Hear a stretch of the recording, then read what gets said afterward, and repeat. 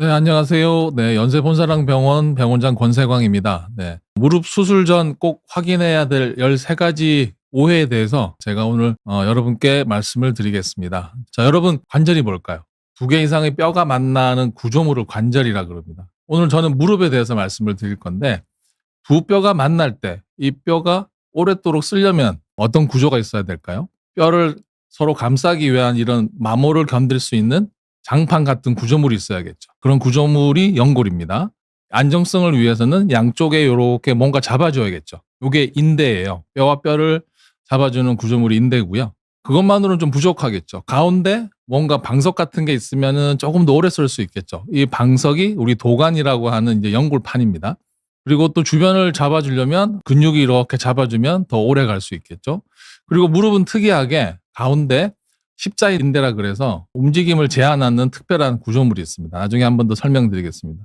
이런 것들을 통해서 우리가 안정성을 확보하고 있는 게 무릎이고요. 병원에 가시면 엑스레이를 찍죠. 엑스레이를 찍으면 이렇게 나옵니다. 위에 하나, 밑에 두 개 뼈만 보여요. MRI를 찍으면 이렇게 여기서 더 구체적으로 삼각형으로 보이는 게 우리 연골판 방석이고요. 인대도 보이고 연골도 자세히 보입니다. 실제 우리가 관절경으로 들여다보면 연골이 이렇게 하얗게 이렇게 보이고 가운데 연골판, 도가니가 이렇게 껴있는 구조물로 보이게 됩니다. 네, 이런 것들이 시간이 지나면 이렇게 닳게 되고 찢어지게 됩니다. 연골은 뼈를 싸는 막인데 우리 장판이라고 생각하시면 돼요. 장판이 갈라지고 벗겨지는 그런 과정과 똑같고요. 이런 방석도 이런 식으로 찢어지게 됩니다. 근데 두 개 다 신경이 없고 혈관이 없어서 스스로 재생되지 않는 그런 단점이 있습니다. 이런 것들을 잘 싸는 관절막이 있고 주변에 중요한 혈관이랑 신경이 있어야겠죠. 이런 것들이 뒤에 분포하게 됩니다. 그래서 이렇게 정면에서, 측면에서, 후면에서 이런 보는 모양을 무릎이 가지고 있습니다. 자세히 보시면 앞에 이런 뼈가 하나 있죠. 슬개골이라고 하는 뼈가 있습니다. 제가 외래랑 수술을 하면서 환자분들이 저한테 제일 많이 하는 질문들을 생각해서 제가 13가지를 뽑았습니다. 연골에 좋다는 콘드로이친 먹고 있어요. 콘드로이친 요즘 너무 많이 얘기가 되고 있죠. 콘드로이친을 먹으면 이런 파열된 연골들이 그럼 과연 좋아질까? 꼭 그렇지 않습니다. 연골이란 것은 이런 4가지 층이 있고요. 콜라겐이라는 건 이제 그물 모양이고 긴 녹색의 줄 같은 모양이 우리 히알루론산이라 그러는 연골 주사의 성분이고요. 여기에 이런 단백질과 그리고 콘드로이친 설페이트라는 이런 구조물이 있습니다. 이게 콘드로이친이에요. 이런 구조물로 연골들이 안정성을 가지고 있습니다. 생각해 보면 콘드로이친은 식품이죠. 약이 아닙니다. 약은 여러 가지 연구를 통해서 질병의 진단과 치료 그리고 경감 예방이 증명이 돼야 돼요. 증명이 돼야만 우리가 약으로 얘기를 할 수 있고 그냥 이런 기능이 유지된다, 개선에 도움이 된다는 게 식품입니다. 그래서 우리가 식품은 먹어도 되고 안 먹어도 되죠. 밥을 먹어도 되고 안 먹어도 되는 것 같아요. 근데 먹어서 더 좋을 수 있죠. 환자분들이 말씀을 하시면 자식분들이 사주시면 이제 드시고 본인이 직접 사서 드시진 않아도 됩니다라고 제가 우스갯소리로 얘기를 하곤 합니다. 우리가 건강기능식품은 2가지로 생각해 볼 수 있어요. 하나는 그 연골의 재료가 되는 성분들, 글루코사민, 콘드로이친, 콜라겐으로 되어 있는 것들이 있고 또 다른 것들은 염증을 개선하는 물질, 오메가3, 커큐민, 보스웰리아 이런 것들로 되어 있습니다. 근데 실제로 이런 연골 성분들이 들어가서 무릎에 연골을 만드냐 하면 그렇지 않기 때문에 대부분 증상이 좋아진다고 생각을 해보면 염증과 항상 관계가 되어 있습니다. 건기식을 굳이 사서 드신다면 제가 볼 때는 이런 염증 개선과 관계되어 있는 것들을 사시는 게 오히려 더 좋지 않을까 이런 생각이 들었었습니다. 자, 2번째로는 연골 주사 많이 맞으면 안 좋다던데요. 우리가 실제 관절 안에 놓을 수 있는 주사는 몇 가지가 없습니다. 연골 성분 주사는 아까 말씀드린 히알루로닉 액시드라는 이런 초록색의 긴 띠를 가지고 있는 다당류입니다. 예. 그래서 연골 주사 맞으면 당이 올라갈 수도 있다 이런 얘기들을 하는데요. 이론적으로는 통증 조절, 그리고 연골 보호, 그리고 연골 성분이 재생될 수 있고 염증 조절, 그리고 충격 흡수 등이 있는데 실제로 연골 주사가 연골 성분까지 재생한다는 보고는 근거가 뚜렷하지는 않습니다. 제가 학교에 있을 때 이런 연골 주사가 강력하게 정형외과 의사들이 권하는 종류가 아니었습니다. 근데 시간이 지날수록 여러 가지 연구가 되면서 2016년 이후로 한 10년 전부터는 연골 주사에 대한 연구가 꽤 근거가 있는 것으로 나오고 있습니다. 결론적으로 연골 재생을 시키진 못하지만 무릎 관절 내에 직접 연골 성분을 주사하는 것이고, 이게 물을 1000배 정도 이렇게 흡수합니다. 그래서 연골의 탄성을 유지시켜주고, 우리나라에서는 6개월마다 건강보험으로 해주기 때문에 안 할 이유가 사실은 없죠. 그래서 저는 콘드로이친 같은 건기식을 먹을 바에는 연골 주사를 맞으시는 게 오히려 더 싸게 또 연골을 관리할 수 있는 방법이다라고 말씀을 드립니다. 혹시 이거 뼈 주사 아니에요? 맞으면 뼈가 녹는다는데, 뼈 주사란 얘기 되게 많이 하세요. 뼈가 녹는 주사를 의사가 놓을 리는 없잖아요. 그죠? 근데 이런 얘기가 왜 나왔냐? 진짜 염증이 많은 질환, 무릎 관절에서는 류마티스 질환이 해당되는데 아주 극적인 효과가 있습니다. 그래서 원인과 무관하게 염증이 있는데 스테로이드를 넣으면 폭탄처럼 확 염증을 없애줍니다. 그래서 대량이라고 할지라도 한 번에 투여는 해가 되지 않고요. 우리가 뭐 이런 사랑니 뽑았을 때 스테로이드 이런 알약 같은 거 많이 주기도 하잖아요. 그리고 세 군데 관절 이상 한꺼번에 주사만 하지 않으면, 그러니까 3개월에 한 번씩 꼭 필요할 때 쓰는 것은 괜찮습니다. 근데 왜 뼈주사 얘기가 나왔냐면, 예전에 이제 시골에 이제 할머니들 너무 아픈데 일을 계속 해야 되니까 계속 매주마다 놔달라 그래서 맞다 보니까 뼈가 약해지는 그런 부작용이 있어서 뼈주사라는 이런 닉네임이 생긴 건데, 요즘은 실제로 그렇게 주사를 놓는 병의원은 거의 없고요. 관절염이라는 건 실제로는 퇴행이지만 기본적으로는 염증 질환으로 생각해 볼 수 있습니다. 그래서 이런 것들이 도움이 되고, 꼭 필요할 때 우리가 이런 언덕을 넘게 해주는 게 스테로이드 주사입니다. 선생님 주신 약 안 먹고 잘 버티고 있어요? 라고 얘기를 하십니다. 제가 굳이 약을 드렸는데 약을 안 먹고 버티고 계세요. 관절염이잖아요. 염증이 있을 때 소염제를 먹는 거는 도움이 됩니다. 예전에는 관절염이라는 게 웨어 앤 테어, 마모가 되고 파열이 되는 이런 퇴행이라고만 생각을 했는데, 최근에는 그 개념이 바뀌었습니다. 그래서 활막, 관절막, 그리고 연골, 뼈가 이 세 가지가 서로 손상이 되면 서로 안 좋은 이런 화학물질, 사이토카인이라는 화학물질을 만들게 되고, 이 세 가지가 서로 연관이 됩니다. 요즘은 이런 관절염이 모든 조직이 관련된 홀 조인트 디지즈라는 만성 염증 질환으로 생각을 하고 있습니다. 이런 약을 드시면 이런 염증 유발 화학 물질들을 없애주는 거죠. 그러면 부종도 빠지고 통증도 주니까 조직이 더 손상되는 것을 억제시켜주고, 통증이 조절되면 우리가 근력 강화 운동을 할 수 있는 장점이 있죠. 그래서 필요할 때는 약을 꼭 드시라고 말씀을 드립니다. 약을 굳이 아끼실 필요는 없어요. 더구나 관절염이 있으신 분들은. 관절염이 있지만 내가 그렇게 아프지 않아요, 난 단지 오금부가 땡기지 관절은 안 아파요 라고 말씀하시는 분들이 많아요. 근데 오금부가 왜 땡길까? 이걸 받쳐주는 방석이 있다 그랬죠. 이게 연골판입니다. 연골판. 우리 도관이라고 하는 거예요. 이런 위에 대퇴골 같은 공이 있을 때 얘가 잘 자리를 잡게 우리 접시처럼 그런 쿠션 역할을 해주는 게 도관이에요. 그래서 이 도가니가 틈을 메꿔줘서 이렇게 위에 대퇴골의 움직임을 제한시켜 줍니다. 또 하나, 이 안에는 제가 십자인대가 있다 그랬죠. 이건 지금 전방 십자인대 얘기인데, 전방 십자인대가 있어서 아래쪽 경골이 앞으로 나가는 걸 막아줘요. 근데 이런 행위를 많이 하는 스포츠 선수 같은 경우에, 특히 축구 선수들, 이게 다치겠죠. 그래서 축구하다가 전방 십자인대 파열 많잖아요. 그죠? 그래서 이런 연골판, 그리고 이런 십자인대들이 안정성을 확보하는데, 관절염이 생기면 이런 것들이 파열이 돼요. 그래서 불안정해지니까, 여기서 보시면 측면 사진에서 위에 있는 대퇴골이 움직이게 되면 어디서 잡아줘야 되죠? 뒤에 있는 근육이나 앞에 있는 근육이 잡아줘야 됩니다. 그래서 앞에 있는 슬개골이 아프다고 얘기하시는 분들도 있고, 그리고 오금부가 땡기다고 하시는 분들이 있는 거예요. 그래서 오금부가 땡기는 건 결국 관절염 때문에 나타난 2차적인 증상이라고 생각하시면 됩니다. 관절내. 자, 물을 빼지 말라고 하던데요. 정말인가요? 물이 왜 생길까요?를 생각해 보면 이런 네 가지를 생각해 볼 수 있어요. 하나는 염증에 의해서, 우리 류마티스 관절염 심해지면 물이 이렇게 생기면서 퉁퉁 붓습니다. 그리고 우리가 다치면 피가 나죠. 그래서 물이 또 생기기도 하고요. 감염이 생기면 또 물이 생깁니다. 또 하나 주의 깊게 봐야 될 게 이물 반응이에요. 우리가 관절 내 이물질, 우리가 연골 조각도 떨어져 나가면 몸이 이물질로 생각을 하고 이물 반응에 의해서 물을 만듭니다. 이런 물은 정상적으로는 1 내지 3cc 정도 항상 있을 수가 있어요. 근데 물은 원인이 아니라 결과예요. 그죠? 그래서 물을 무조건 있다고 빼는 거는 맞지 않죠. 원인이 그대로 있는 한 뺀다고 해도 금방 다시 찹니다. 갑자기 생긴 이런 외상에 의한 피 같은 이런 물은 빼는 것이 좋고요. 우리가 예를 들어 이제 주사를 놓을 때 주사가 들어가는 양이 뭐 3cc, 5cc 이렇게 있잖아요. 그만큼이 들어가기 때문에 그때는 물이 있는지 확인하고 물을 빼고 우리가 주사를 놓게 돼요. 어떤 분들은 물 절대 빼지 마세요 그러는데 물이 있는데 거기다가 주사를 다시 넣게 되면 그만큼 더 힘들어집니다. 그래서 그때는 물을 빼고 우리가 기록을 해두면 좋겠죠. 자, 무릎 아파도 매일 만보 걷는데 요즘은 뭐 런너들 워낙 많지 않습니까? 관절염 있는 어르신 분들도 만보 걸었다고 해요. 저 만보 걸어요.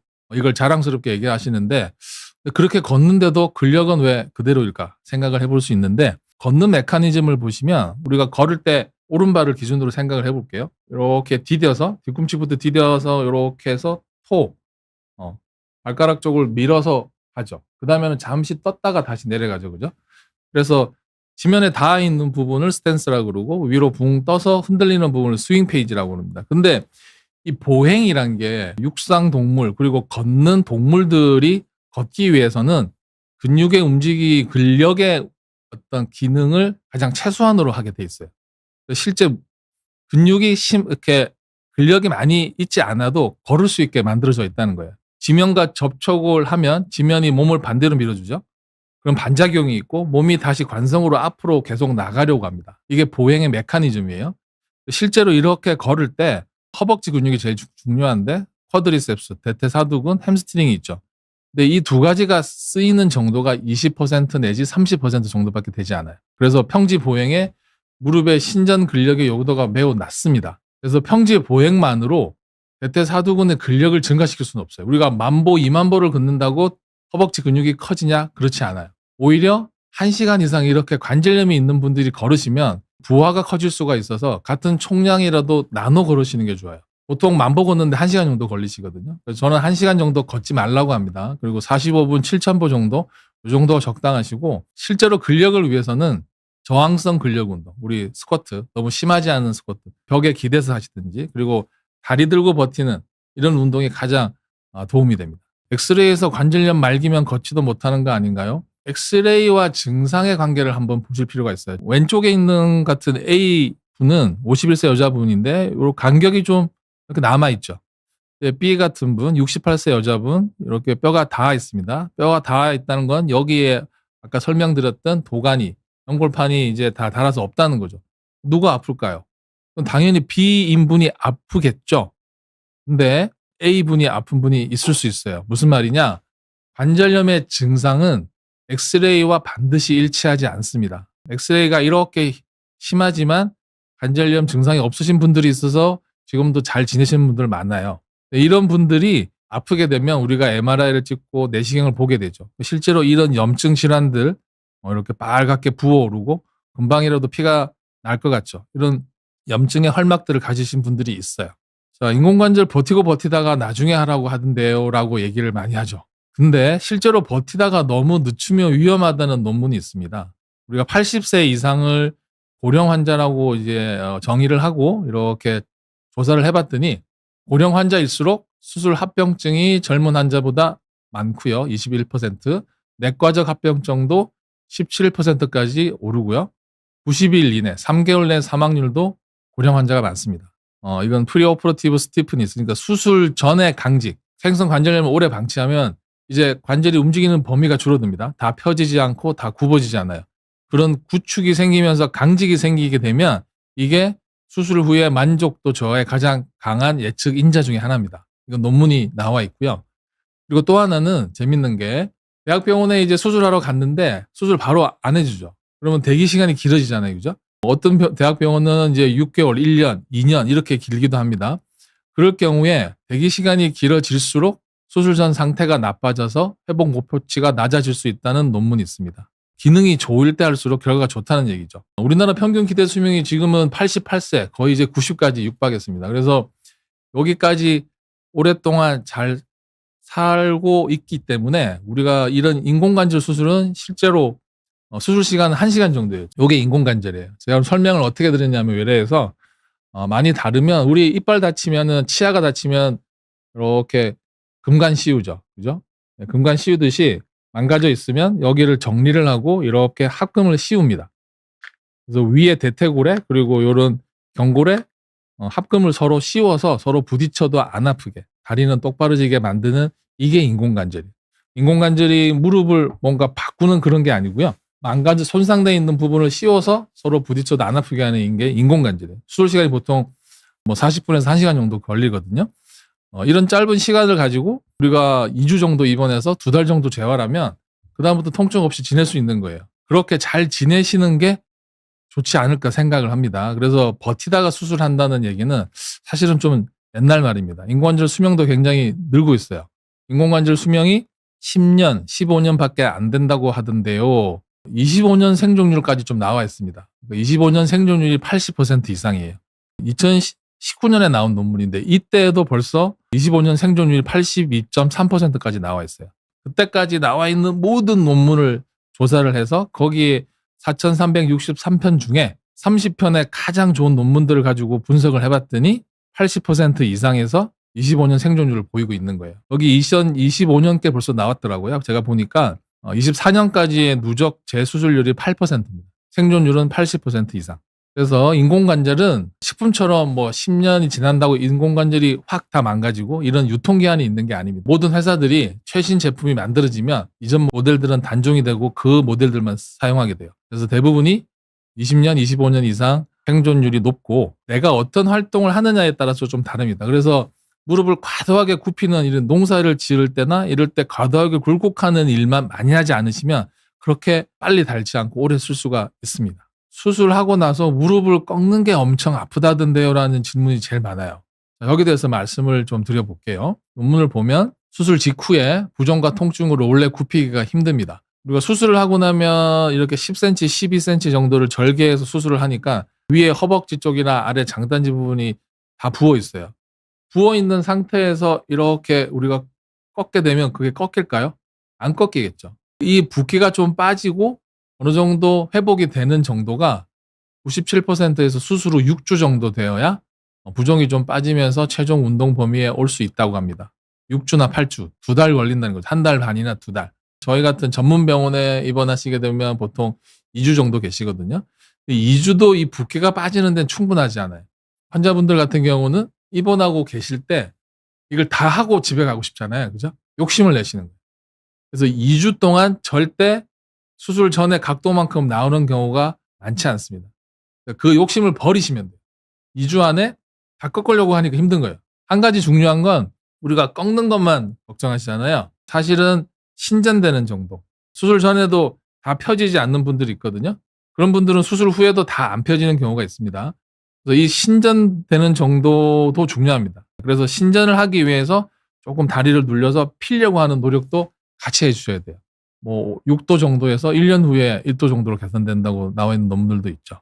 여기 지금 보시면 이 각도가 이렇게 해서 완전히 꺾으려면 150도가 넘어가야 돼요. 평균적인 논문을 보시면 국내 굴곡 보도가 125에서 130이 평균이에요. 무릎을 꿇는 120도 각도까지 대부분 나오지 않습니다. 근데 수술 전에 잘 되시는 분들 그리고 무릎이 원래 유연하시던 분들은 인공관절 하고 나서도 양반다리도 되고 무릎을 꿇을 수도 있는 분들이 계세요. 근데 드뭅니다.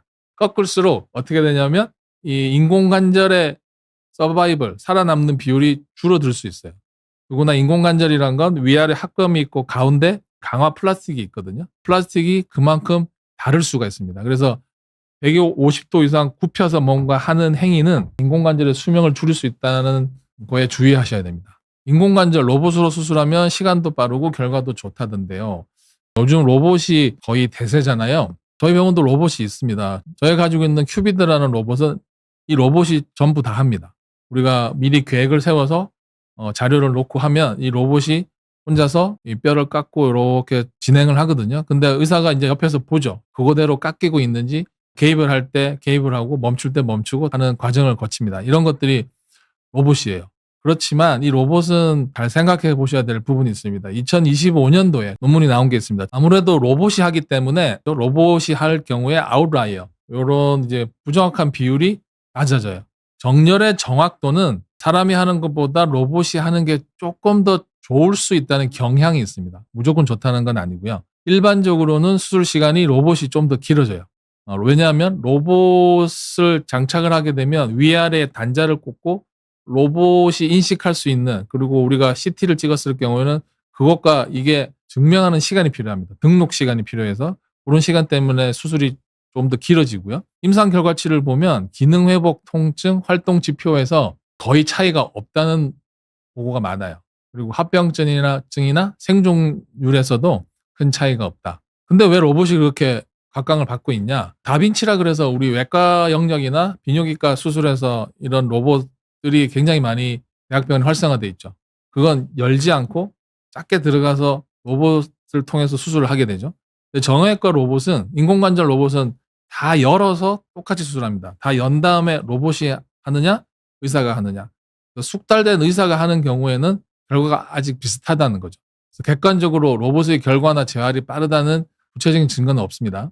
근데 수술자가 수술을 할 때 로봇이 알려주는 지표들이 있기 때문에 실수가 더 적습니다. 특히 초심자의 수술자들이 술기를 익히는 데 도움이 되고 좀 더 정확도 면에서는 실수가 없을 수 있다. 그리고 꼭 써야 되는 환자군이 있어요.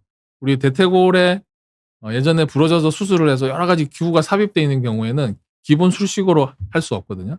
그럴 경우에는 반드시 로봇을 해야 될 경우도 있고, 심장이 문제가 있는 경우에 로봇을 할 경우에 좀 더 줄어들 수 있다든지 그런 것들이 있습니다. 결론적으로는 사실은 로봇을 하느냐 안 하느냐의 부분은 환자의 선택이기도 하고 의사의 선택이기도 하죠. 그래서 서로 그 부분에 대해서 대화를 좀 할 필요가 있습니다. 인공관절 수술 후 한 달이면 양반다리도 하던데요. 자, 인공관절은 합금이죠. 그죠?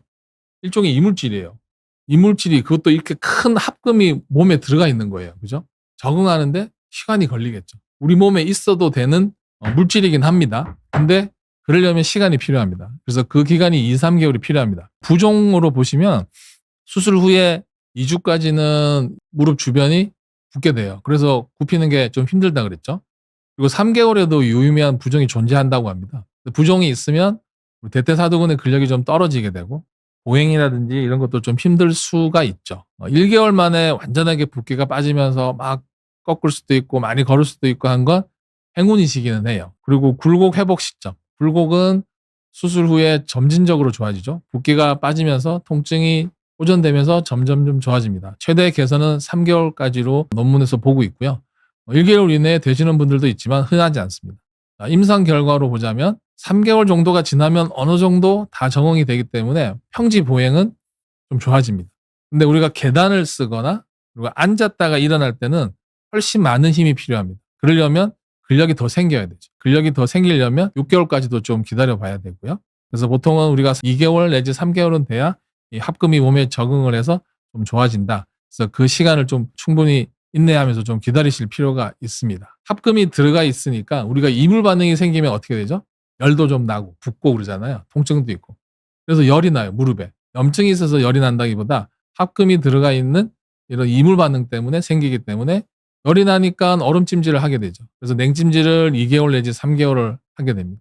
그리고 3개월이 지나야 아까 말씀드린 평지 보행이 편해지고 계단은 6개월이 되어야 한다. 자, 우리가 수술 후의 만족도를 보면 인공관절은 만족도가 80% 이상이에요. 90% 정도 되거든요. 10명 중에 1명은 불만족이 있을 수 있어요. 그리고 1명은 100점일 수 있어요. 나머지 8명은 80 이상 그냥 우수한 결과입니다. 그래서 우리가 주변에 수술을 해도 돼. 한 달 뒤에 만큼 좋아져 라고 얘기하시는 분들은 10명 중에 1명, 100점 맞은 분들은 다 굽어지고 다시는 분들이 있어요. 뛰어다닐 것 같아요 라고 얘기하시는 분들이 있거든요. 불만족하신 분들 얘기를 들으면 수술하지 말아야 되겠구나 이런 또 생각을 하실 수가 있죠. 인공관절 후에 여러 가지 만족도가 나오기 때문에 그런 것들은 수술하시기 전에 전문의와 상의하셔서 하시면 좋겠습니다. 13가지 좀 체크해야 될 부분들 잘 체크해 보시고 무릎 수술이나 치료 전에 이런 오해 없이 주치의와 신뢰 속에서 상의하시고 수술을 잘 받으시기 바랍니다. 네, 감사합니다.